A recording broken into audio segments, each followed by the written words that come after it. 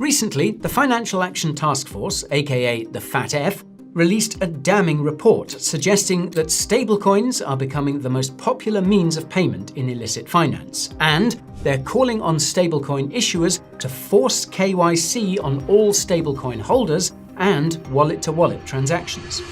The report is titled, quote, Targeted Report on Stablecoins and Unhosted Wallets, Peer-to-Peer Transactions, and we'll leave a link to the full text in the description. Now, the report's authors start by explaining that the first US dollar stablecoin launched in 2014, and since then, the stablecoin space has grown exponentially. To put things into perspective, there were 259 different stablecoins circulating at the end of July last year. By October 2025, the combined market cap of these stablecoins had soared to $316 billion, while the 24-hour trading volume for the sector reached $156 billion. For reference, that's roughly 3 times higher than BTC. 95% of all circulating stablecoins are fiat-backed, with 97% of those being pegged to the US dollar. Meanwhile, just 3% of all stablecoins were crypto-backed, and only 0.2% were algorithmic. And 90% of all stablecoins were centralized, which is to be expected given the volatility of the alternatives. Now, the report's authors note that the reason why retail investors, institutional investors, and virtual asset service providers, or VASPs, love stablecoins is because they offer multiple advantages, including trading, near-instant settlements, low transaction fees, cross-border payments, and 24/7 uptime. Stablecoins are also used as a store of value by those living in countries with weak currencies. And as the regulatory backdrop continues to improve for stablecoins, and crypto as a whole, companies are becoming increasingly interested in adopting stablecoins into their key business models. But the authors note that more bad actors are using stablecoins for illicit activity too. Specifically, they point to stablecoins' role in money laundering and terrorist financing. According to research from Chainalysis, 84% of crypto-related illicit activity involved stablecoins. That's simply because they offer deep liquidity, are easy to use cross-chain, and lack the volatility of other cryptos, like Bitcoin, for instance. I guess even criminals need a bit of stability. And while different criminal groups use different methods, common themes include relying on unlicensed or unregistered VASPs and operating outside of jurisdictions that enforce AML, that is anti-money laundering, and CFT, countering the financing of terrorism, regulations. Others transact OTC, i.e. over-the-counter, or use tools like mixers and chain hopping to obscure their illicit activity. And now, before we go any further, I need to quickly tell you about our weekly newsletter. That's where our research team breaks down the biggest stories shaping the market and highlights key catalysts for the week ahead. Best of all, it's completely free. So why not sign up using the link below or by scanning this QR code? And now, back to the report. Okay, so the next part of the FATF's report examines the main groups abusing stablecoins, starting with the Democratic People's Republic of Korea, or DPRK. The report's authors note that stablecoins have become the preferred tool for state-linked cybercriminals laundering funds from ransomware, phishing attacks, and other illicit activities. They highlight the massive $1.4 billion theft from major crypto exchange Bybit by the North Korean hacking collective known as the Lazarus Group in February last year.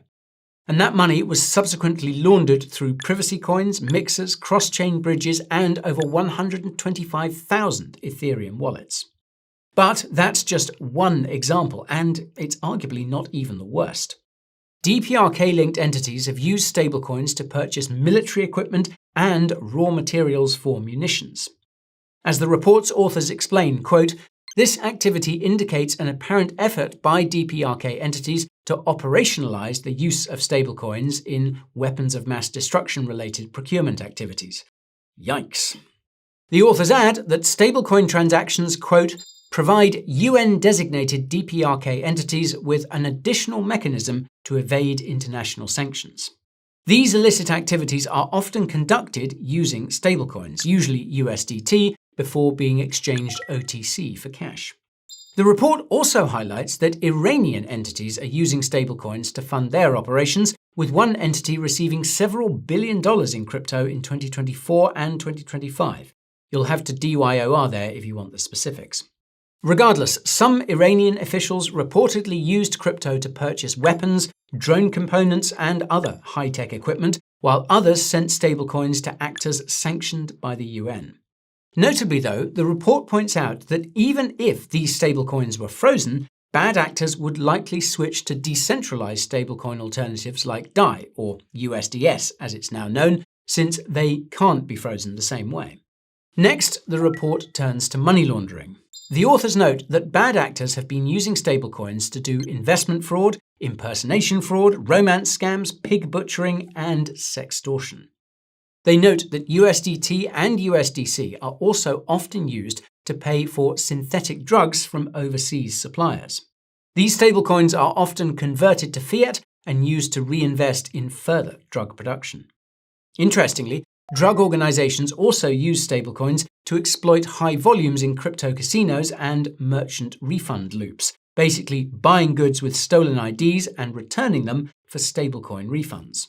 However, the authors add that professional launderers employ advanced tactics like chain hopping, smurfing, essentially breaking transactions into smaller amounts, and cross-platform transfers. The report then provides a concrete example of how criminals use crypto and how this gets detected. An Indian VASP noted customer IP addresses tracing back to Southeast Asia. These accounts were repeatedly funded with USDT, which was immediately liquidated and withdrawn. But suspiciously, these were the only transactions the accounts ever conducted. So the VASP tried to contact these customers, but couldn't reach them directly. Eventually, 21 people were contacted via messaging. Initially, it looked like low-paid jobs in Cambodia and Myanmar being paid in USDT. However, the data revealed a darker reality. Multiple accounts shared devices or IPs, hundreds of logins came from a known scam compound, and some users had been reported missing for months. It turned out these individuals were coerced into working at scam centers and paid in cash. That cash was then converted into crypto and sent overseas to friends and relatives. Now, in response, India's Financial Intelligence Unit took compliance action in October last year against the Southeast Asia-based VASP, which was found to be operating illegally in India. Scary stuff, but not as scary as the role of stablecoins in terrorist financing. The authors point out that groups like ISIS have received stablecoin donations or have used stablecoins to transfer funds internally. These groups rotate wallet addresses to stay hidden and often break transfers down into smaller amounts through multiple VASPs to avoid suspicion. The report also notes that terrorists often combine stablecoins with other funding methods, including fiat and other cryptocurrencies. They've also been observed using recycled QR codes and web domains even after repeated takedowns. Now, more often than not, illicit stablecoins are routed through unregulated VASPs and laundered via mixers, DEXs, peer-to-peer or P2P platforms, exchanges without KYC, or just cashed out over the counter. In some cases, criminals even used underground banking arrangements. Basically, if there's a way to obscure a transaction's origin, then the bad guys are using it. Okay. The report next examines stablecoin vulnerabilities across all three stages of their life cycle: issuance, circulation, and redemption. Starting with issuance, the authors note that stablecoins' borderless nature can encourage issuers to locate offshore, where regulatory frameworks are weaker than in the US. This creates challenges for regulators who face, quote, regulatory arbitrage and supervisory blind spots. Another issue involves so-called multi-issuance stablecoin schemes. Basically, this is when two or more companies in different countries collaborate to issue one stablecoin. The problem here is that coins issued by company A are identical to those issued by company B, creating regulatory headaches. Not only does it become unclear who's responsible if the stablecoin is used for illicit activity, but tracing criminal funds also becomes far more difficult because KYC is split between two entities. In turn, This makes it much harder for authorities to track, freeze, or stop this criminal funding, especially since VPNs are often involved. Problems also arise during a stablecoin's second stage, active circulation. That's because the market relies on VASP's integrity and regulatory compliance to enforce AML and CFT measures.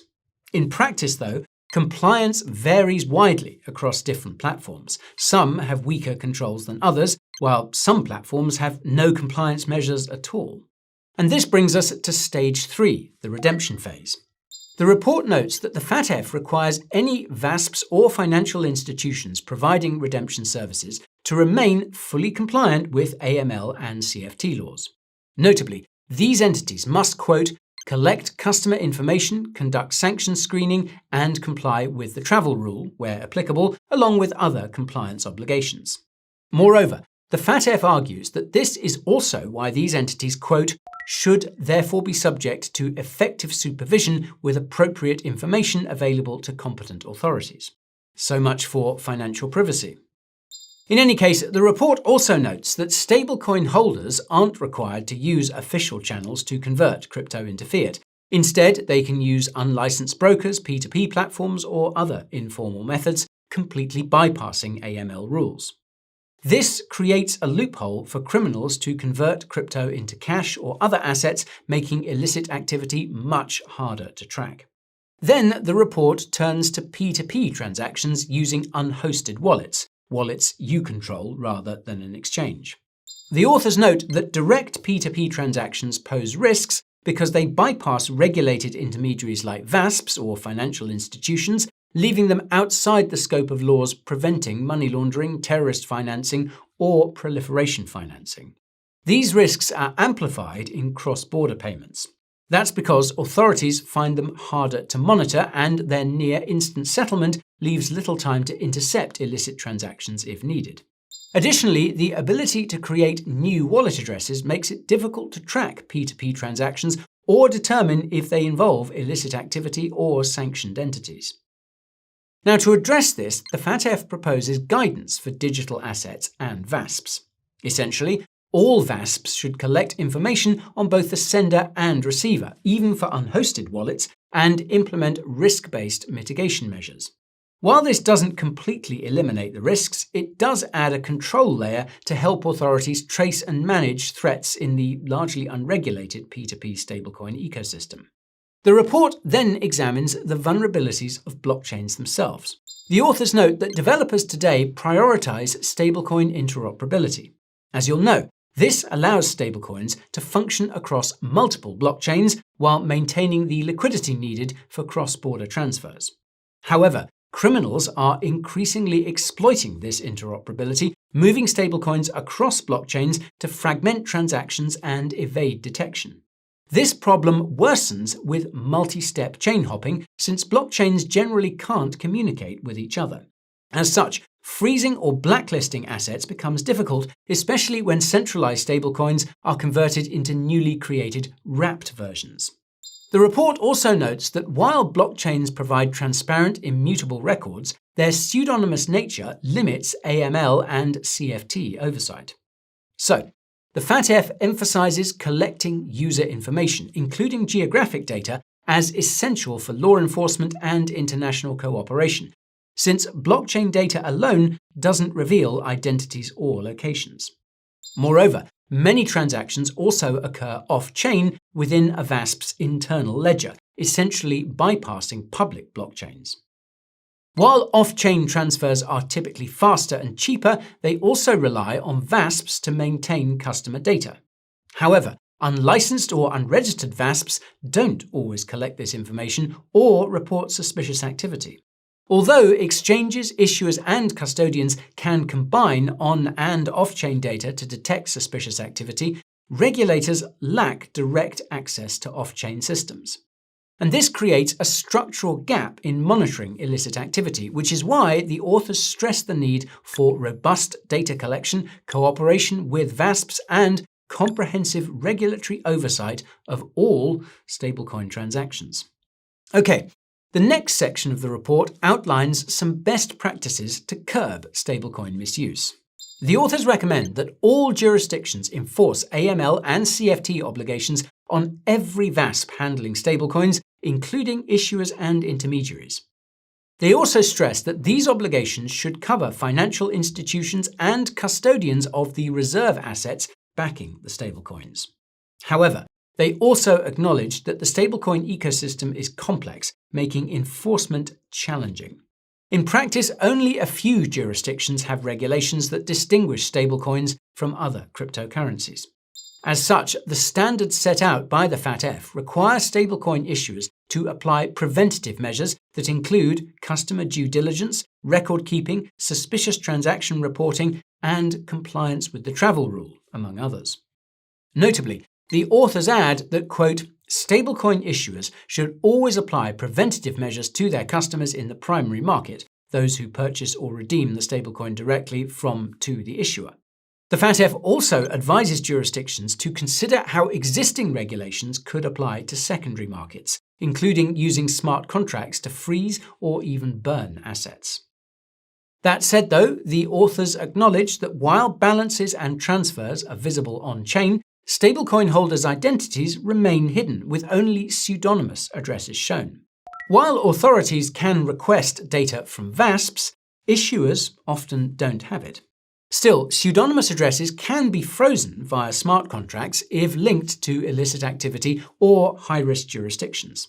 With blockchain analytics, wallets could theoretically be placed on an allow list, aka a whitelist, to continue transacting, or a deny list, aka a blacklist, to block future activity. Importantly, though, the report's authors note that blacklists are more commonly used, but typically reactively after illicit activity is detected.